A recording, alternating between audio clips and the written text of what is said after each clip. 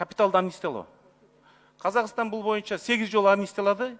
Ички дүң продукцияны көмүскө экономиканы жарыкка чыгарды. Андан кийинки биздин өкмөт бизнесмендердин астында жоопкерчиликтүү партнер болуш керек. Мисалы үчүн чакан ГЭСтер боюнча ким ГЭС курса, ошол электр энергиясын биз 5 сом 70 деген сатып алабыз дегенбиз. Чакан ГЭС курду, эч ким сатып албай атат. Бюджетке кирген эмес. Анан кантип бизге инвестиция келет?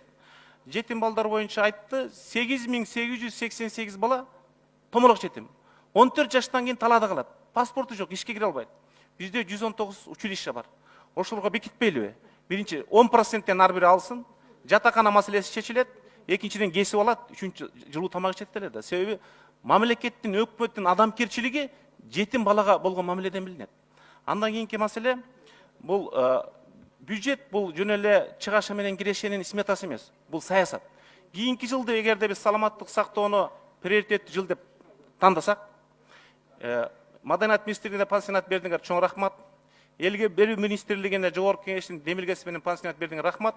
Саламаттыкты сактоо министрлигине бир пансионат берсеңер, жанагы улутташтырылгандан жакшы болот эле да. Биз аларга айлык көбөйтө албайбыз, жок дегенде магалдашактан колдойлу. Өзгөчө кырдаалдар министрлиги боюнча биз аларга кеткен капиталдык салымды 12 айга бөлүп беребиз. А бизде табигый кырсыктар жазында болот да. Ошонун 80%ын жазда бербейлиби? Анан могу токмоктон өткөндө 3 жыл катар Казакстан тараптан суу жырып кирип кетет, ошону кум менен тособуз. Бүткүл дүйнөдө ошол кум ташты кубик кылып сеткамак менен тосот да.